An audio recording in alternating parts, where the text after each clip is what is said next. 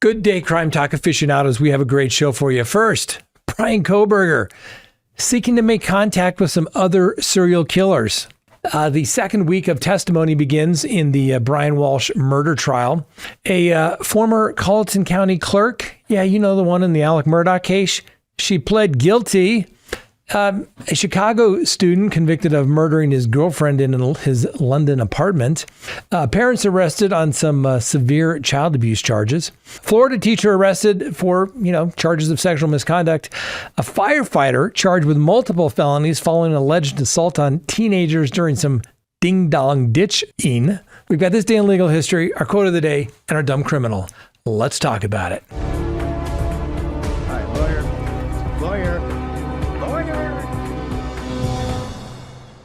Good day, everyone. My name is Scott Reich, and this is Crime Talk. Thanks for joining us.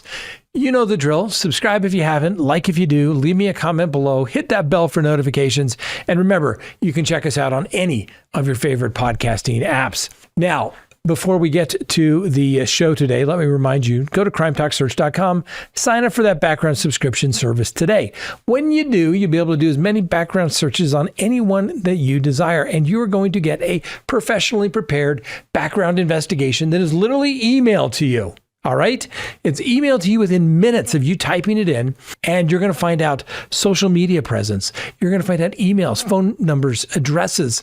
You're going to find out if they're married, divorced, liens, judgments, criminal history, everything you want to know about somebody that's coming into your life, or you're deciding if I need to get rid of them from my life. So go to crimetalksearch.com. You're going to be happy that you did. Also, let me remind you, go check out the merch. Christmas is coming. Come on. You know your spouse is not going to get you what you want. You want Crime Talk merch. You need to go do it yourself. Hit the link below. Get it so that it's there in time for Christmas. Because remember, ladies and gentlemen, it is December 8th already. The 25th will be here before you know it. All right. So let's go ahead and open the record for December 8th, 2025. And yes, first on the docket, Bryan Kohberger reportedly seeking contact with other serial killers. That's right. So sources familiar with conditions at the Idaho Maximum Security Institution report that Bryan Kohberger, the former criminology doctoral student convicted of the 2022 stabbing deaths of 4 University of Idaho students, has attempted to establish communication with notorious serial killers incarcerated across the United States. I guess he's trying to finish some PhD work, working on that doctorate. So according to this guy, Chris McDonough, a retired homicide detective and director of the Cold Case Foundation, who maintains contacts within the correctional system, says Kohberger has made deliberate efforts to reach out to other high-profile violent offenders. Now, according to this McDonough guy, he indicated that Kohberger views himself as intellectually superior to most fellow inmates and has actively sought correspondence both inside and outside of the facility, though it remains unclear whether any sustained connections have been formed. Now, since entering the Idaho Department of Corrections system approximately 4 months ago, Kohberger has been housed in J Block, a restrictive housing unit that limits him to 1 hour of recreation per day and keeps him physically separated from the general population for 23 hours. Now, despite these protective measures, which were implemented due to the high-profile nature of his case, Kohberger has submitted multiple formal grievances alleging harassment, threats, and substandard treatment by both staff and inmates. And let's not forget, like we talked about last week, the complaints have centered on dietary issues, particularly the quality of the fruit provided to accommodate his vegan diet. Sources note that food preparation and distribution in the facility are largely handled by inmates, potentially exacerbating tensions. Now, Kohberger has also reportedly expressed dissatisfaction with the size of his cell because, when you're in prison, you complain about those types of things, and the overall conditions of J Block, with some suggestions that he has referenced the possibility of self-harm if not transferred to less restrictive housing. Officials are treating cautiously as a possible attempt to manipulate things. Could you imagine Bryan Kohberger being manipulative? During the upcoming holiday season, inmates in restrictive housing, including Kohberger, will receive limited seasonal accommodations. A spokesperson for the Idaho Department of Corrections confirmed that residents of long-term restrictive units have minimal access to special programs due to security protocols requiring shackling during the movements. However, a charitable initiative known as Cookies for Corrections, organized by the St. Vincent de Paul, will deliver donated cookies, including nationally recognized brands, to all state correctional facilities, ensuring that Kohberger and others in his unit receive the holiday treats. The standard Christmas menu offers a turkey roast or a vegan stuffed pepper entree, accompanied by plant-based sides and desserts. While correctional officials emphasize that the safety and security remain the top priorities for managing high-profile offenders like Mr. Kohberger, whose case continues to attract significant public attention. No formal response from Kohberger's legal team regarding the reported outreach attempts to contact other serial killers or institutional complaints were available by the time we recorded this video. What can you say, ladies and gentlemen? Bryan Kohberger is going to be with us forever. All right. He's going to be the Charlie Manson of 2020s, I guess, the 2020s. Okay. He's going to be with everyone for the next 50 years, right? Just like Charles Manson was in custody for 50 years when he died. That's what Bryan Kohberger is going to be. He's going to be making headlines every couple of weeks or months, depending on what he's complaining about today. The reality of it is he is a convicted quadruple killer who I think is a total narcissist and will do what he can to show that he is smarter than everybody else there in the prison and show his superiority over the other inmates as well. It goes on. It goes on. And just think about it. What kind of a narcissist, assuming these reports are true, would actually reach out to other people convicted of serious crimes? For what possible reason other than sit and gloat about what you have done? Next on the docket, we have started the second week of testimony in the Bryan Walshe murder trial. So the trial of Bryan Walshe, accused of murdering his wife, Anna, on or about January 1st of 2023, entered its second week today, with prosecutors continuing to present physical and forensic evidence in a case that has drawn a lot of attention due to the absence of Anna, the victim in this case. Her remains had never been located. Now, Walshe has pled not guilty to the first-degree murder charge, but has already entered pleas of guilty to the charges of dismembering a corpse and misleading investigators, which explains why there is no body. Now, prosecutors allege that he killed his wife, Anna Walshe, a real estate executive who divided her time between the couple's home in Massachusetts and her work in Washington, D.C., before disposing of her body in a manner that has prevented its recovery despite extensive search by police.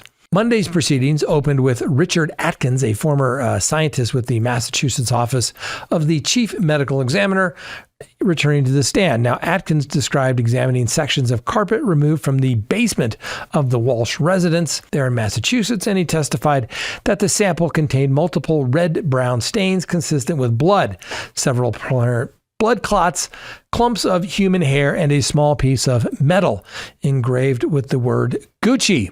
Additional photographs shown to the jury depicted white powdery residue on the carpet fibers. The materials were preserved for subsequent DNA analysis. Later in the morning, the Commonwealth introduced surveillance footage and transaction records from January 1st of 2023, the day that prosecutors contend that Anna Walshe was killed. Now, video from a Lowe's home improvement store in Danvers, Massachusetts, showed an individual identified as Bryan Walshe wearing a black mask and blue latex gloves, purchasing cleaning supplies, buckets, and other items totaling $463.23, paid in cash.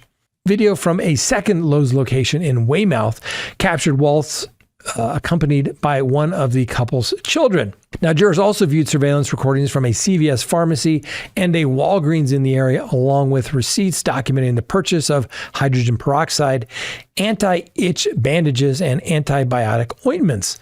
Additional video from a closed liquor store in Swampscott showed a man believed to be Walshe approaching a commercial dumpster while carrying a bag. Testimony from Anna Walshe's colleagues at Tishman Speyer, the real estate firm where she worked, provided context about the initial concern over her disappearance. Managing Director Teresa Marchese recounts hiring Anna Walshe back in early of 2022 and described her as a dedicated and sociable employee. Marchese testified that on January 4th of 2023, Bryan Walshe contacted the company to report that he had not heard from his wife since New Year's Day. Colleagues subsequently conducted a welfare check at Anna Walshe's Washington, D.C. residence and then alerted police. Now, during cross-examination of the medical and forensic witnesses, defense attorney Larry Tipton emphasized the absence of a body and the resulting limitations on determining an exact cause and manner of death. Tipton questioned witnesses about the possibility of sudden unexpected deaths in apparently healthy individuals, citing factors such as stress, travel, physical exertion, and other medical events. The judge informed the jurors at the conclusion of the first week that approximately 2 additional weeks of evidence presentation are anticipated, and the trial is being streamed live right here at CrimeTalk. So if you'd like to take a look at it, you can feel free to do so. Obviously, this is one of these no-body homicide prosecutions, but the whole fact that there's no body, it's not negating any element of the offense because we know that the defendant chopped her up and disposed of her. So you're not going to find a body, and he's not telling. So it's not the classic no body defense. Proceedings are scheduled to resume tomorrow morning. Remember, you can check it out live. We're streaming it to you. Go check it out. Lots of people have been watching it. It's been good. Next, remember that clerk in the Alec Murdaugh case? The one that was beyond reproach? Well, guess what? She just pled guilty. That's right. Mary Rebecca, also known as Becky Hill, the former Colleton County clerk of the court, who oversaw the administrative duties during the high-profile 2023 murder trial of disbarred attorney Alec Murdaugh, entered a guilty plea on Monday to multiple criminal charges stemming from her actions during and after the proceedings. So in the Colleton County Circuit Court, Hill admitted to 4 felony counts, 1 count of obstruction, 1 of justice, 1 of perjury, and 2 counts of misconduct in office. The charges arose from 2 distinct incidents. First, Hill acknowledged showing released court exhibits, specifically graphic crime scene photographs, to members of the media and subsequently providing false testimony under oath when questioned about that breach. Second, she admitted to improperly accepting bonus payments intended for county employees and using her official position to promote a book she authored about the Murdaugh case. So the circuit judge, Heath Taylor, imposed a sentence of 3 years probation, noting that a term of incarceration would have been considered had evidence emerged of jury tampering. Prosecutors confirmed that an extensive investigation into allegations that Hill attempted to influence jurors found no substantiation strong enough to support additional charges. Somehow I'm just not satisfied with that. Anyway, during the hearing, Hill delivered a brief statement expressing remorse. "There's no excuse for the mistakes I made. I'm ashamed of them," she told the court, requesting an opportunity to make amends. Well, she did it deliberately. That's not a mistake. She intended to do that. She intended to release those photographs to ingratiate herself with the media. She intended to get this information because she knew she was writing a book and she was trying to make it as juicy as possible. And so it makes the allegations of her alleged misconduct, even though the state doesn't want to admit it, because why? If they admit it, Alec Murdaugh gets a new trial. Now, I still think he's going to get a new trial, but let's be honest, Miss Hill, it wasn't a mistake. A mistake is you accidentally, left the door unlocked. You forgot to close the window before you left at the end of the day. Showing those and then lying to investigators, that's not a mistake. You knowingly did that. Let's not kid ourselves. Now, Hill served as the clerk throughout the Murdaugh 6-week double homicide murder trial, during which he was convicted of killing his wife, Maggie, and younger son, Paul, back in June of 2021. Now, Murdaugh, a member of the prominent legal family that had dominated the region's judicial system for generations, is currently serving 2 consecutive life sentences without the possibility of parole. This guilty plea comes amid ongoing appeals by Murdaugh, whose defense has cited Hill's conduct, including alleged comments to jurors and her financial interest in a book deal, as grounds for the new trial. So while a prior appellate ruling by retired Judge Jean Toll denied a retrial, she openly questioned Hill's credibility and described her as having been swayed by the lure of fame and fortune. When a judge says your credibility, she questions your credibility, she's calling you a liar without calling you a liar. Okay? They just she didn't want to be the one to say Alec Murdaugh needs a new trial. And don't get me wrong, I think Alec Murdaugh totally did it. All right? But he got screwed. And yes, he can get, sentenced to multiple life sentences, but you got to get a fair trial. Okay? That's what due process is about. Anyway, state prosecutors emphasized that although a small number of jurors recalled inconsistent statements from Ms. Hill, the majority of the panel reported no improper influence. And solicitor Rick Hubbard highlighted that pursuing jury tampering charges would have been untenable given the testimony of 11 jurors and alternates who've affirmed Hill's conduct was appropriate.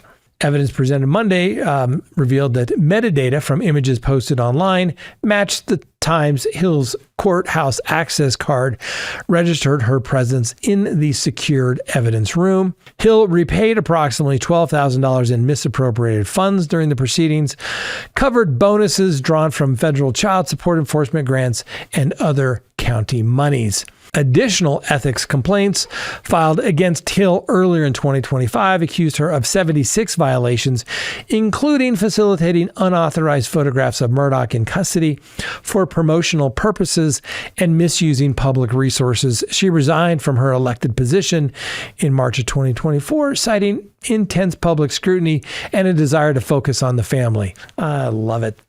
Public figures, I'm going to focus on the family when you're facing pending felony charges. Give him a new trial. Just give him a new trial. She's a liar. She pled guilty to it now. She's officially a liar. You can't trust her word. Give Murdaugh a new trial. Anyway, Murdaugh still remains incarcerated, serving many sentences, both obviously for the murder as well as the theft in state court, and a separate federal sentence for decades of financial crimes, including the theft of millions of dollars from his clients. Now, don't get me wrong, Alec Murdaugh is not a good guy, clearly a thief, unethical, should not be an attorney. But like I said, give the man a fair trial. Anyway, the resolution of Hill's criminal case closes one chapter in the sprawling legal aftermath of the Murdaugh saga, which continues to captivate everybody. And we've been following this case from the beginning, ladies and gentlemen. I told you, I got a house down there. I followed the news. And when this happened and the boat accident occurred, I said, this is going to be something big. And now look at it. Why do you doubt Scott Reich? Don't. Next, Chicago student convicted of murdering his girlfriend in London. So a 26-year-old American graduate student from Chicago has been found guilty at the Old Bailey of murdering his 31-year-old girlfriend in her central London flat following a heated confrontation. Joshua Michaels was unanimously convicted on Monday of the murder of Z. Wang, Z-H-E, Wang, a fellow postgraduate student at Goldsmiths University of London on March 20th of 2024. Now, prosecutors told the court that Michaels stabbed Miss Wang twice in the face and strangled her after she accused him of transmitting a sexually transmitted infection. The couple had been in a brief relationship of approximately 6 months and had been intimate only once back in February of 2024. Court evidence revealed that Miss Wang, who described herself as a highly conscious of hygiene, had requested Michaels to provide recent STI test results before they became physically intimate. After developing a rash, later suggesting to have possibly been a reaction to emergency contraception, she demanded that he be retested. When Michaels declined, the disagreement escalated, with Miss Wang reportedly threatening to report the matter to university authorities and stating that he had, quote, ruined her life, end quote. On the evening of the killing, Michaels visited Miss Wang's apartment, carrying ingredients for a charcuterie board in an apparent attempt to reconcile. An argument quickly intensified, culminating in the fatal violence in her bedroom. Crucially, prosecutors emphasized that instead of immediate seeking medical help, Michael first telephoned his father in the United States to obtain contact details for a British solicitor. Emergency services were alerted significantly later, by which time Miss Wang had bled to death on her bedroom floor. Medical experts indicated that prompt intervention might have saved her life. Upon police arriving, Michaels reportedly told officers, "It's not what it seems." Throughout the trial, Michaels maintained that Miss Wang had attacked him first with a knife and that any injuries he inflicted were in self-defense. The jury rejected these accounts and returned a guilty verdict on the charge of murders. So Michaels, the son of a senior executive at a Chicago-based company, was privately funded in his defense by his parents, both of whom were present in court for the verdict. Now, prior to moving to London, he had completed a bachelor's degree in cinematography at DePaul University and was pursuing a master's in filmmaking at Goldsmiths. Miss Wang, originally from China, was studying for a master's degree in creative writing and education with aspiring to become a teacher. The pair met on campus while collecting student identification cards. Sentencing has been sent over for a date to accommodate the attendance of both the defendant's parents and the victim's family. Michaels will remain in custody. Next, a couple of Parent of the Year award contenders. That's right. Police in St. Charles, Missouri have charged a local couple with multiple counts of child abuse following what law enforcement officials have characterized as, quote, one of the most egregious cases they have ever encountered, end quote. If I had $1 for every time I heard that quote, this is the most outrageous I've ever seen, the worst I've ever seen. It probably isn't, and it certainly won't be, because somebody will outdo it. They always do. Anyway, Amberly Britton and Mark Myers were taken into custody after an extended investigation revealed prolonged physical abuse, starvation, and confinement of the 3 children inside the residence in the O'Fallon area. The investigation was initiated several months ago when one of the children arrived at school displaying serious lacerations. School officials notified police after the parents failed to respond to inquiries. Detectives from the St. Charles County Police Department, along with caseworkers from the Missouri Department of Social Services Child Protective Division, subsequently conducted a welfare check at the home. Upon entering the property, investigators documented extensive locks on kitchen cabinets and the refrigerator as well, effectively denying the children routine access to food. I don't know. I think it was a defense attorney. I could probably say, yeah, we put those on there because those kids, they were opening up, trying to climb them every day. We're just trying to protect them. Anyway, we move on. Reports indicate that the child resorted to forcibly opening the secured storage facilities or drawers to eat, and the residence was found to be in a hazardous and unsanitary condition, with mattresses lacking bedding, pervasive urine odors, widespread clutter, and no functional heater going on in the house.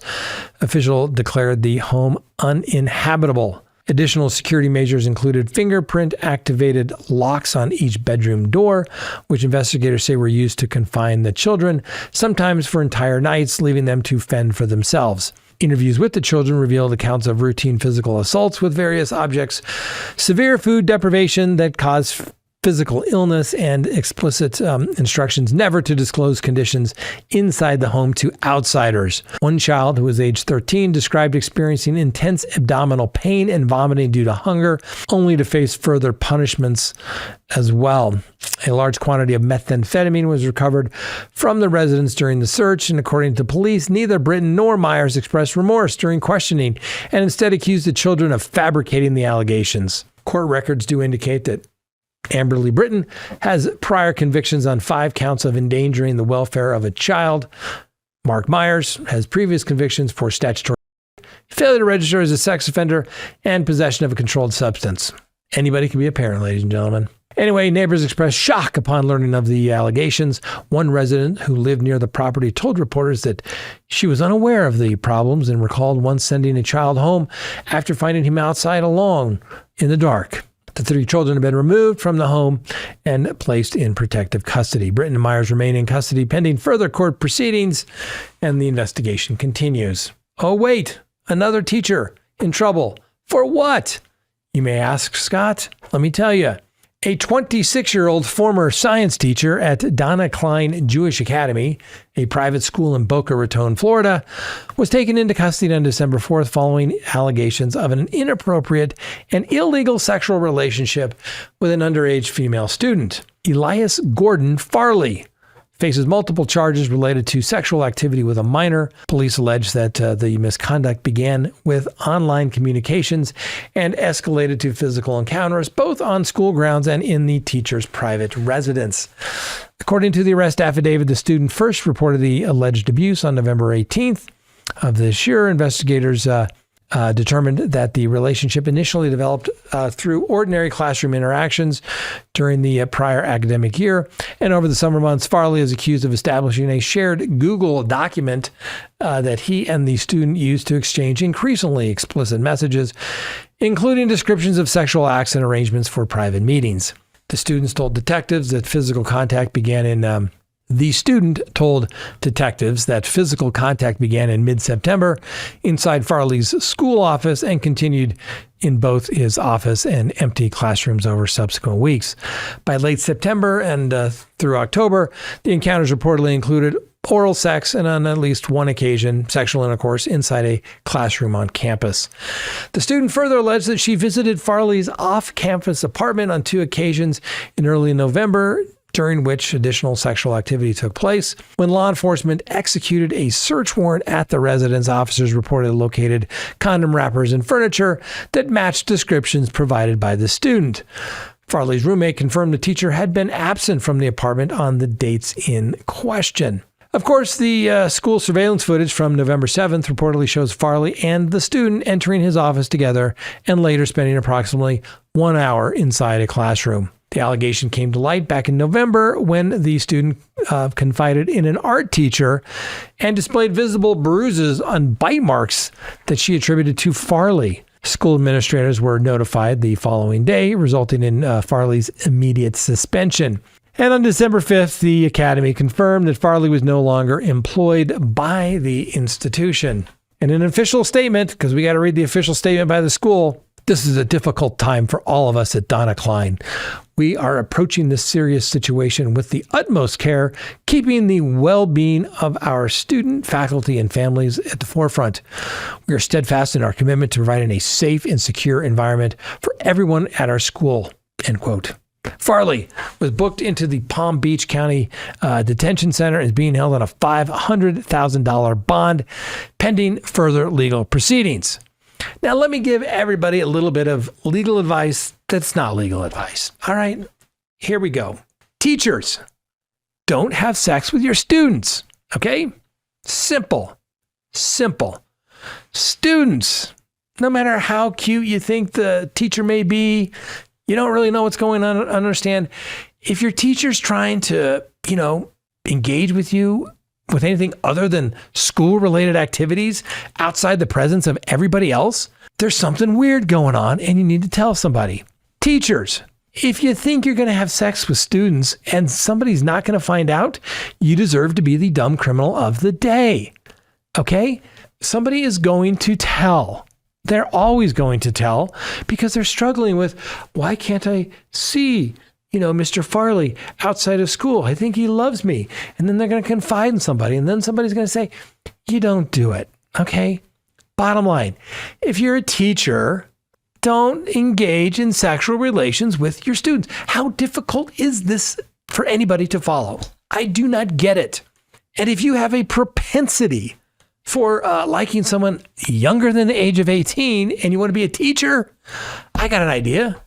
Go teach at the college level.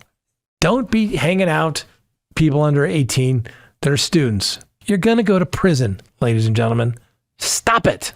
Next, did this Florida firefighter overreact for a ding-dong door prank? Yeah, maybe.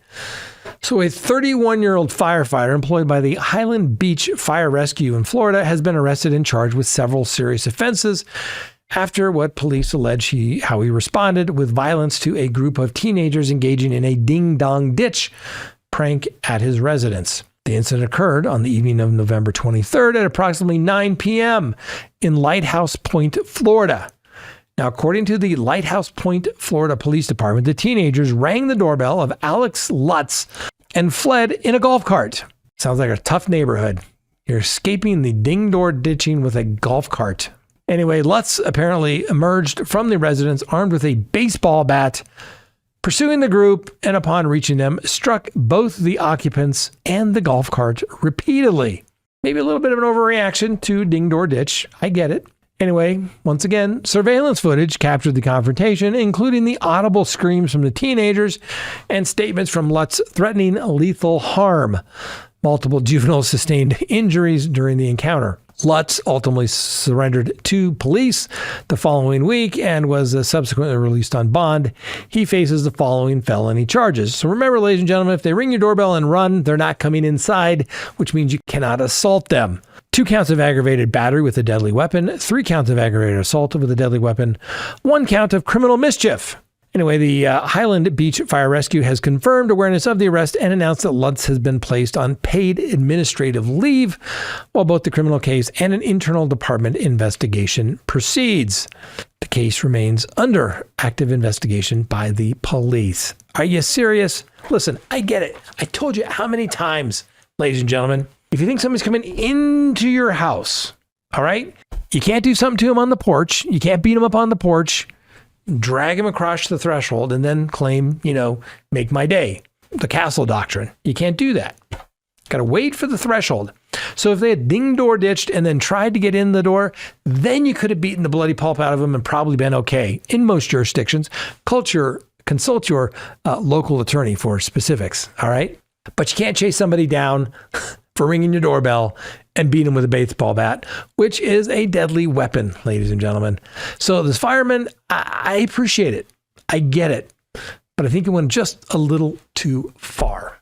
Next, this day in legal history, December 8th, 1863, President Lincoln issued a presidential proclamation offering a full pardon and restoration of property, except for enslaved people, to most Confederates who took an oath of allegiance, and outlining how rebel states could form new governments once 10% of the voters took the oath.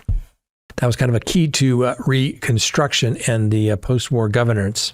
December 8th, 1967, President Lyndon Baines Johnson signed a public law formally creating the Judge Advocate General Corps as a permanent staff corps in the Navy, replacing the older law specialist system.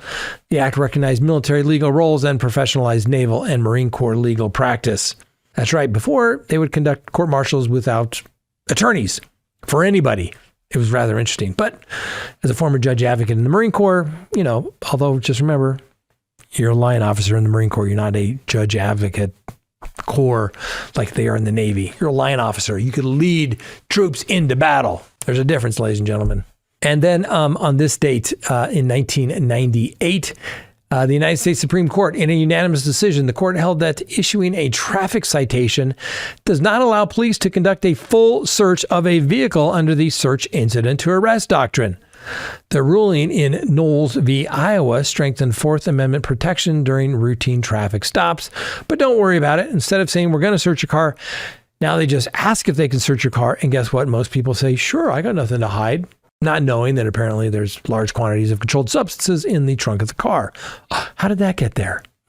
Next, our quote of the day. Justice is the constant and perpetual will to render to every man his due. 533 AD. Justinian. This ancient yet enduring definition, codified in the foundational text of Roman law that continues to influence, obviously, modern day law, reminds us that the essence of justice lies not in sentiment or expediency, but in the unwavering commitment to give each person what is rightfully theirs under the law. And finally, our dumb criminal of the day.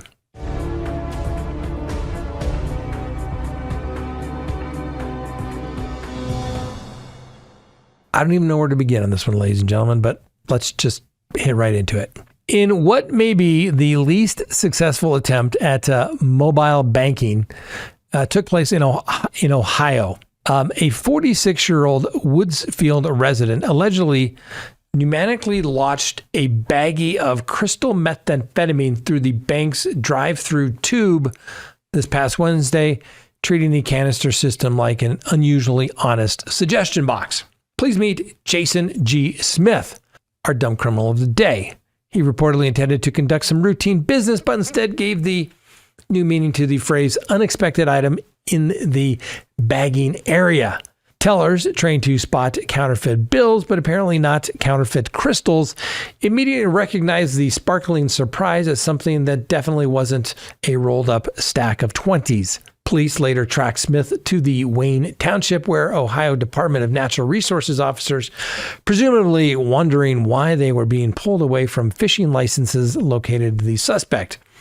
Monroe County deputies and their four-legged colleagues, K9 Max, then performed what can only be described as the world's most enthusiastic vehicle inspection, uncovering additional suspected drugs and paraphernalia.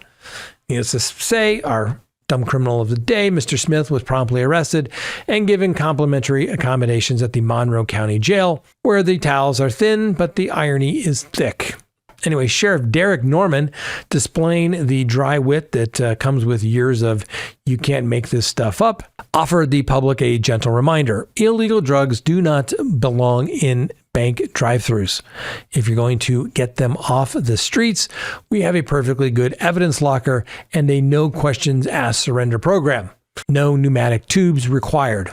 Moral of the story, next time, just use the night deposit box. Or better yet, don't have methamphetamine in the car to begin with. All right, ladies and gentlemen, that's all we have for you today. Thanks for watching. We'll see you next time. And remember, the Constitution matters.